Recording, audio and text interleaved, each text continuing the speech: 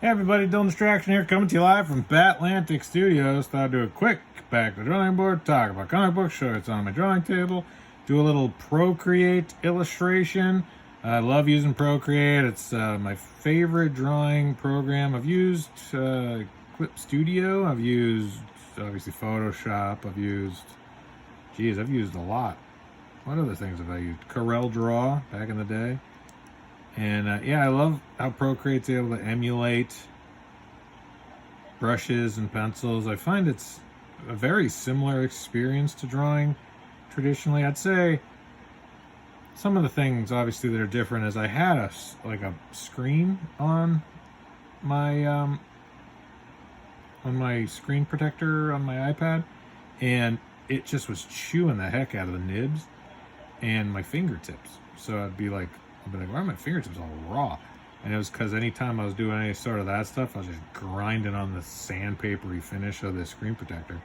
Paper-like or paper whatever.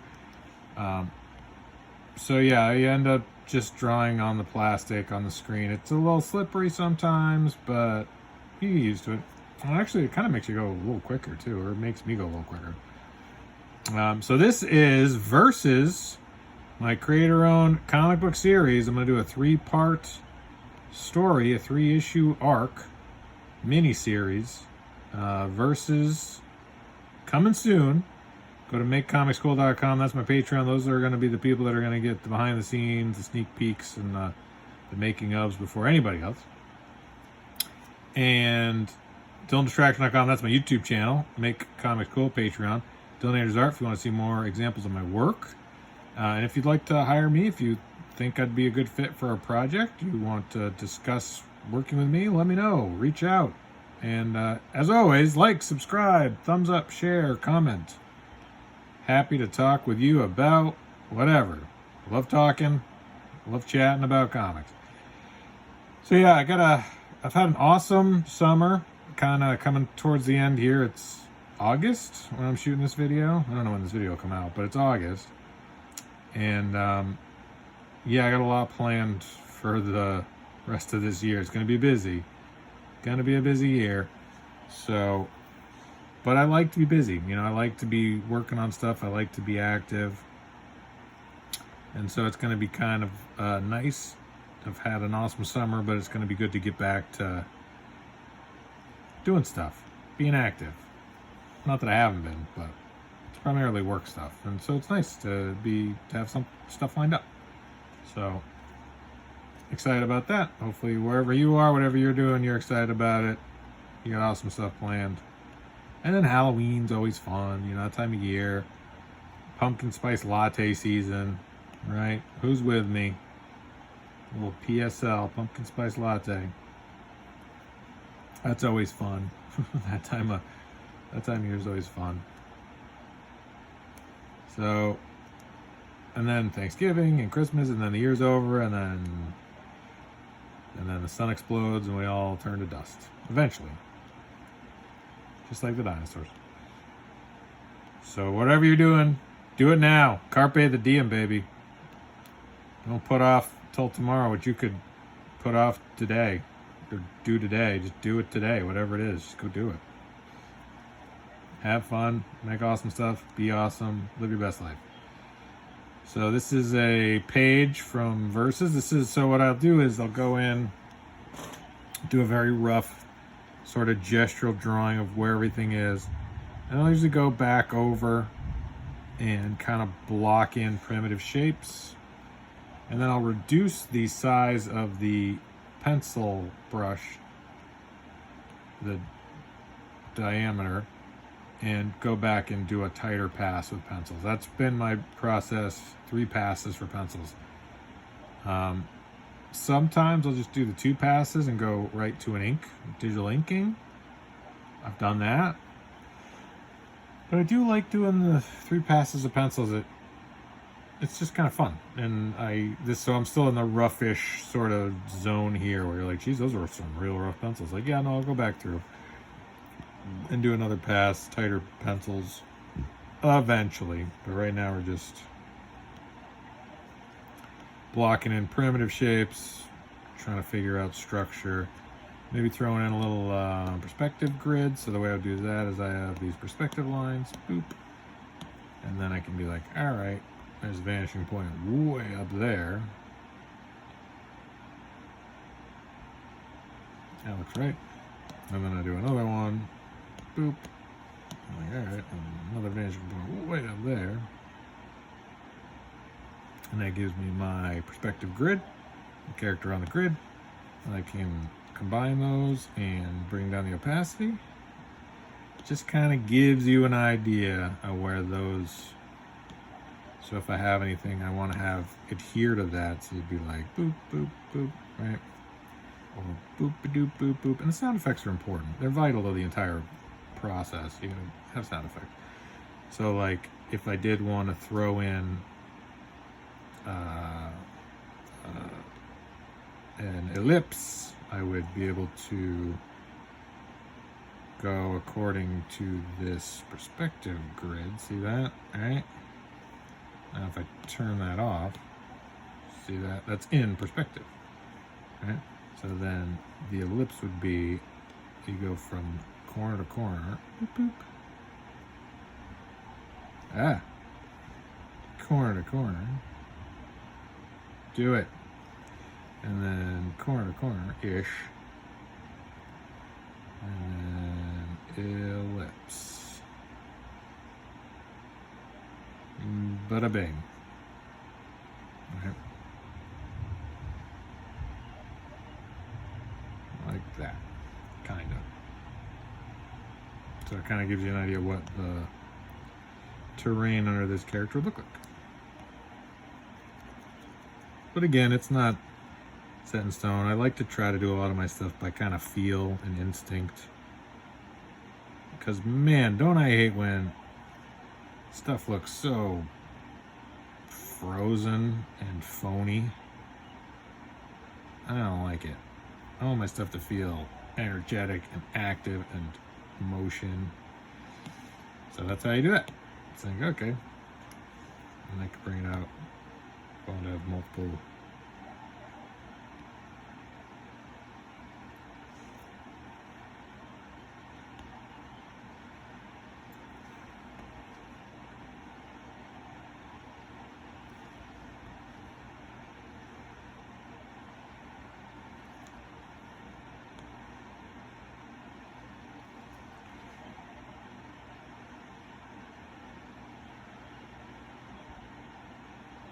Yeah, about like that, ish.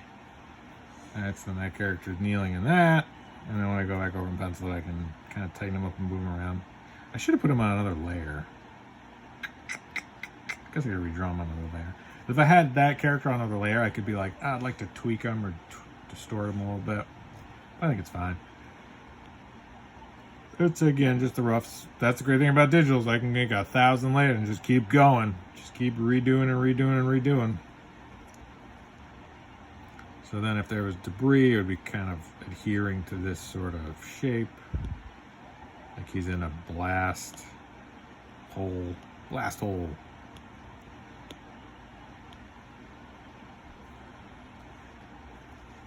And then this come towards you like that. But actually, we're getting down into the next panel here. So that will go away. More like that. I'm trying not to use a lot of straight panel borders in this one, just to try something different. I kind of like that look. It feels like a very 90s. Louis Portacio would do that. He'd have like these panel borders that were just like blah, blah, blah, blah, blah, blah, blah, blah. Panel border. You're like, oh boy, there's a lot of energy in those lines. He's not messing around. That's how you can always kind of tell 90s Louis Portacio inking Jim Lee as opposed to Scott Williams. As you'd see these panel borders are just like blah, blah, blah, blah, blah. Panel border.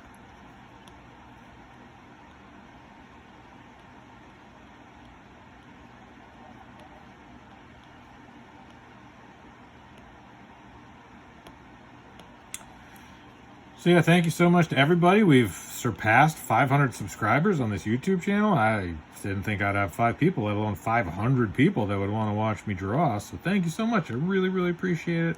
I'm going to just keep trying to post cool content maybe you pick up a couple of tips and tricks along the way, but again, I am, just trying to figure out how to make the best comic books as possible. So if you see tips or tricks, or if you see me doing something where you're like, hey, that's an interesting way to do it, have you tried this? I'm always open to suggestions. So if you have any comments, or you see things that you'd like to see me try differently, or try to figure out myself, or if there's anything you're confused about, or stuff I can kind of point you in the right direction to try to help you to solve problems, because that's really what comic books is to me, is just visual problem solving.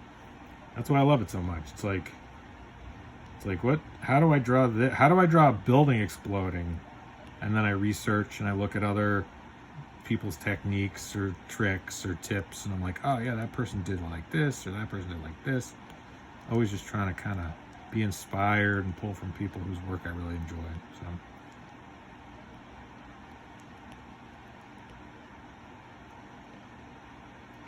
and what I would do with this one is probably throw in one of these, so you'd have a boom.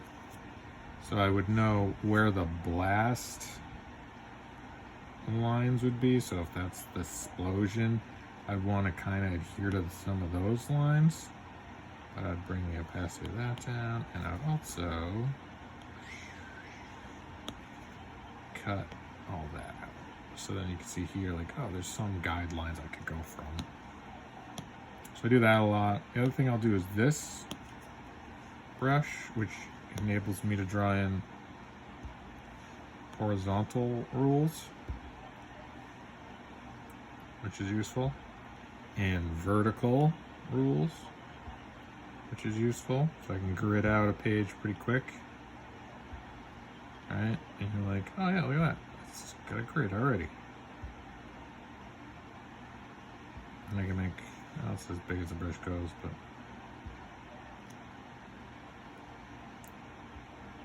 this is good when doing buildings.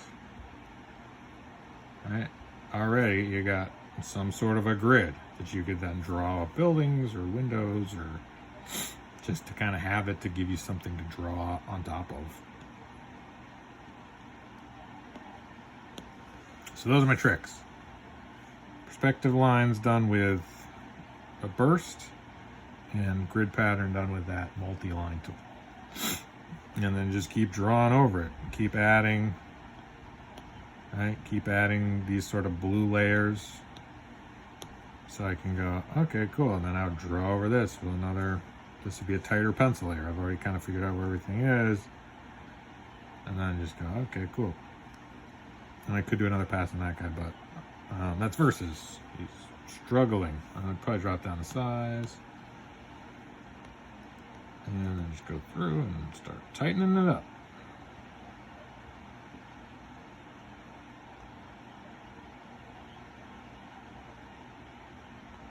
I don't really have a set size. Usually it's around 50. Which seems odd to me. It's like, wait a second. Shouldn't 50 be half of that?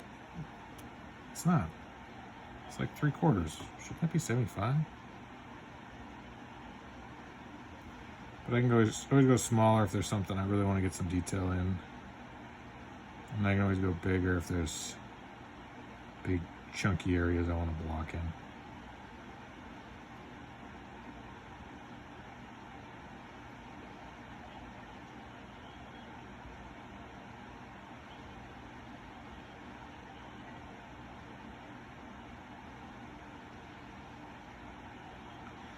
So yeah, that's how we do it.